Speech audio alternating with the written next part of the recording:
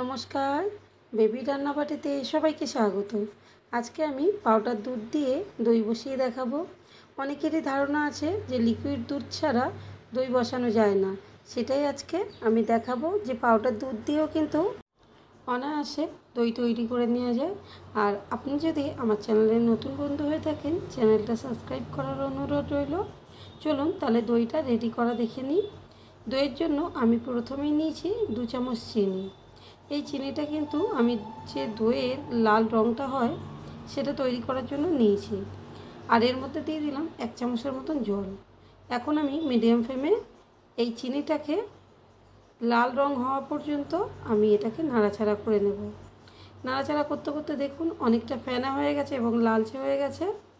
এই সময় আমি জল দিয়ে দেবো, তবে এটা হাফ কাপেরও একটু কম জল দিয়েছি। চিনিটা এখন ভালো করে এই দেখতেই পাচ্ছেন যে খুন্তির মধ্যে একটু আটকে আটকে যাচ্ছে। চিনিটা ভালো করে জলের মধ্যে গুলিয়ে নেব। তারপরে দিয়ে দেবো এই চা কাপের 2 কাপ জল। জলটা দিয়ে এখন ভালো করে জলটাকে গরম করে নিয়েছি। তারপরে দিয়ে দিলাম 150 গ্রাম পাউডার দুধ। এই দুধটা দেওয়ার পরে এখন আমি ভালো করে জলের সাথে এইভাবে নাড়তে থাকবো যাতে দুধটা ভালো করে জলের মধ্যে গুলে যায়। আর দুধটা কিন্তু অনেকটাই গোলার পরে ঘন হয়ে যাবে। এটাকে যখন ফুটে উঠবে তারপরে হাতা দিয়ে এরকমভাবে ফেটিয়ে নেব। এটা কিন্তু 5 থেকে 7 মিনিট অনবরত এইভাবে আমি কিছুক্ষণ ফেটিয়ে নেব। তারপরে দিয়ে দেবো চিনি। চিনি এখানে আমি চা চামচের 4 চামচ নিয়েছি। শুকনো দুধে অনেকটাই মিষ্টি থাকে। আর তারপরে চিনিটা দিয়ে দিলাম 4 চামচ। তবে মিষ্টিটা যে যেমন কম বেশি পছন্দ করেন সেইভাবে বাড়িয়ে বা কমিয়ে নিতে পারেন। তারপরে ভালো করে আবারও একটু ফেটিয়ে নিলাম।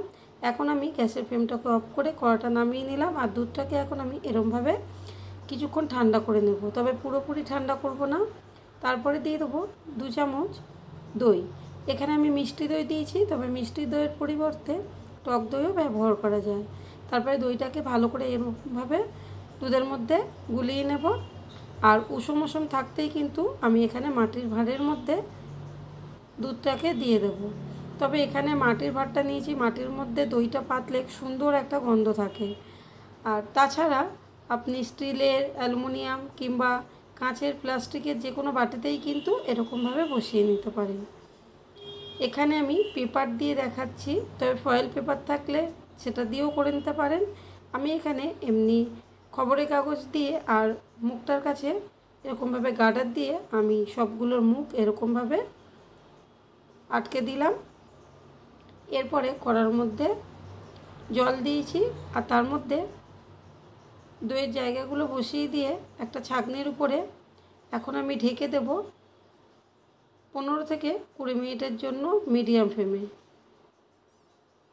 তারপরে নামিয়ে নিয়েছি। আর এখানে আমি সাথে সাথেই দেখাচ্ছি, এটা কিন্তু আরও ভালোভাবে বসে যাবে যদি ফ্রিজে রাখা যায় 1 ঘন্টা। আমি এখানে নামিয়ে সাথে সাথেই দেখাচ্ছি। প্রথমেই গার্ডারগুলো খুলে আমি পেপারটা তুলে নেব। দেখতেই পাচ্ছেন দইটা কিন্তু পুরোপুরি জমে গেছে। এখানে আমি ভাঁড়টাকে উল্টে দেখাচ্ছি, দেখুন পুরোপুরি কিন্তু জমে গেছে। আর এটা কিন্তু কিছুক্ষণের মধ্যেই কিন্তু এমনিভাবে তৈরি হয়ে গেল। এরপরে আমি একটা চামচ দিয়ে দইটাকে একটু কেটেও দেখাবো। দেখুন কত সুন্দরভাবে দইটা জমে গেছে। আজকে দই বসানোর রেসিপিটা কেমন লাগলো সেটা কমেন্ট করে জানাতে ভুলবেন না। দেখা হবে পরের কোনো রান্না নিয়ে।